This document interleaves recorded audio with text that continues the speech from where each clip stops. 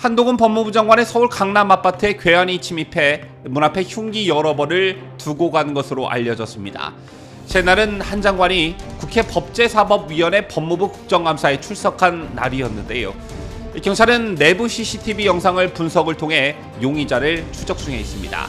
그런가 하면 한국갤럽 조사에서 한동훈 장관이 장내 정치 지도자 선호도 조사 결과 2위를 차지했습니다. 1위는 이재명이었습니다.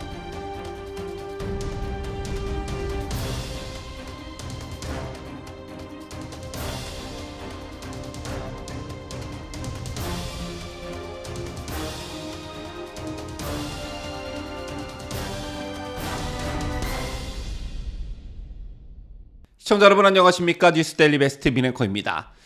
아무리 상대 진영에 있는 정치인이 밉더라도 하지 말아야 할 짓이 따로 있는 것인데 요즘 들어 이런 일들이 심심치 않게 일어나는 것 같습니다. 한동훈 법무부 장관의 아파트에 괴한이 침입해 문 앞에 흉기 여러 벌을 두고 간 것으로 알려졌습니다. 한 장관이 국회 법제사법위원회 법무부 국정감사에 출석한 날이었다고 하는데요. 경찰 등에 따르면 서울 수서경찰서는 지난 11일 오전 3시쯤 한 장관의 자택 현관 앞에 칼과 점화용 토치 등의 물건을 두고 간 불상의 용의자 A씨를 추적하고 있습니다. 인적이 드문 밤 3시쯤 이런 일이 벌어졌다는 것인데 한 장관이 사는 아파트 단지는 외부인의 접근이 어려운 단지로 알려져 있습니다. 그런데 용의자는 아파트 내부 CCTV가 없는 통로 계단 등을 이용해 한 장관 집 현관까지 이동한 뒤에 이 같은 범행을 저지른 것으로 알려졌습니다. 하지만 경찰은 아직 용의자를 특정하지 못했고 CCTV를 통해 용의자를 특정 중에 있는 것으로 알려졌습니다. 경찰은 CCTV 등으로 용의자를 특정한 후에 주거침입과 협박 등의 혐의로 입건해 조사할 예정이라고 하는데요. 저는 이거 엄중하게 처벌해야 한다고 생각합니다. 용의자가 모두 잠든 밤 3시에 주거를 침입해 칼과 점화용 토치를 놓고 갔다는 것인데 칼은 아시다시피 살인을 의미하는 것이겠고 점화용 토치는 방화의 의미를 갖는 그런 의미를 띠는 물건입니다. 이걸 놓고 갔다라는 것도 섬뜩한 일이지만 만약 이 용의자와 한동훈 장관 또는 한 장관의 가족이 마주치는 일이 있었더라면 이 또한 어떤 우발적 행동으로 이어졌을지 어떤 우발적 행동이 나올지 모르는 그런 위험한 상황이 전개될 수도 있는 가능성을 전혀 배제하지 못하는 것입니다. 한동훈 장관과 관련한 이런 류의 일은 이번이 처음은 아니었습니다. 지난 7월쯤으로 제가 기억하는데 온라인상에서 한동훈 법무부 장관을 해치겠다는 협박성 내용이 담긴 글이 올라와 경찰이 조사에 나섰고 결국 이 용의자가 검거되는 일이 있었습니다. 해당 글엔 한동훈이란 인간 나라를 위해 내가 처리하고자 한다. 주소까지 확인해 놨다. 기다려라 라는 내용이 담겼었는데요. 이를 한 장관이나 한 장관 가족이 신고한 게 아니라 일본 시민들이 전국의 112로 신고해 경찰이 조사에 나서게 된 것입니다. 그리고 최근에 또 무슨 일이 있었습니까? 서울 강서구청장 보궐선거 유세 도중에 더불어민주당 지지자가 국민의힘 김태우 후보 측 선거운동원을 폭행하는 사건이 잇따라 발생했습니다.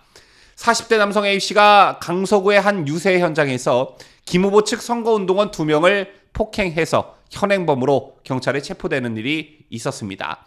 앞서 지난달 30일에도 민주당 지지자인 50대 여성이 강서구 방신시장 인근에서 유세 중이었던 김 후보 측 선거운동원 2명에게 욕설을 하고 우산을 휘둘러 경찰에 체포된 바 있고 지난 2일엔 강서구 등촌동 아파트 단지 인근 도로에 걸린 국민의힘 김성태 전 의원의 현수막 2개에 불이 나기도 했습니다. 그리고 그 이전엔 이재명 단식 농성장 앞에서 소란을 피우던 여성이 출동한 경찰에 흉기를 휘두르다가 현장에서 체포되는 일도 있었지요. 다행히 여경 2명이 가벼운 상처를 입고 인근 병원에서 치료를 받는 것으로 끝났지만 생명까지 빼앗아갈 정도의 아찔한 일이 국회에서 일어난 것입니다.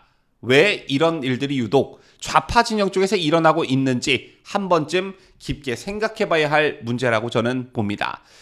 국회 흉기 난동이 있을 때 김진표 국회의장이 한 말 기억하고 계시는지요? 당시 김진표 국회의장은 국회 흉기 난동을 두고 민주주의에 심각한 위협이라고 말했습니다. 물론 이 같은 일이 국회에서 발생한 데 따른 국회의장의 의례적 입장 표명일 수는 있겠으나 이런 일들이 빈번하게 발생하는 것은 분명 민주주의에 대한 심각한 위협이 맞습니다.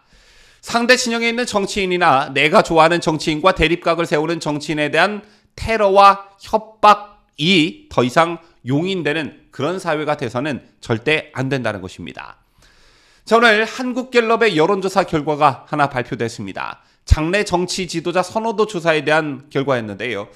장래 대통령감으로 누가 좋다고 생각하는지 물은 결과 이재명이 22%를 얻어 1위를 차지했습니다.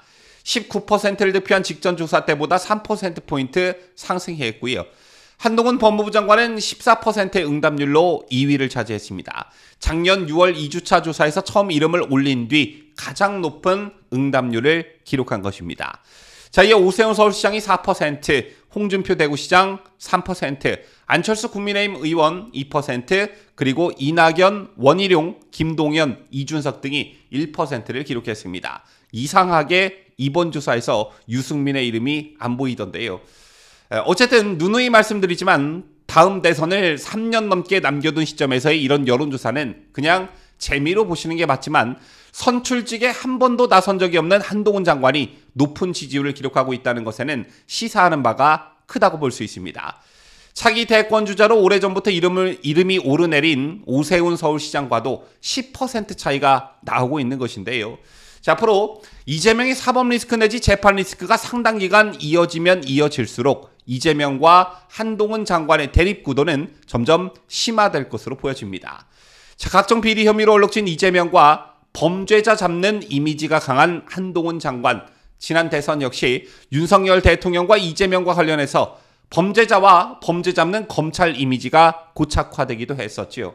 어쨌든 좌파 진영에서의 이재명, 우파 진영에서의 한동훈이 차기 정치 지도자로 이름을 올리고 경쟁을 벌이면 벌일수록 저쪽 애들의 한동훈 장관에 대한 실질적 위협이나 협박은 더더욱 거세질 듯합니다. 따라서 한동훈 장관의 신변에 이상이 발생하지 않도록 당국이 좀 더 심혈을 기울였으면 좋겠다는 생각을 가져보면서 뉴스를 마칠까 합니다.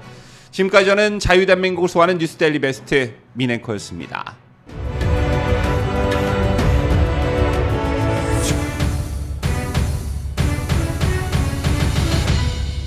함께해요.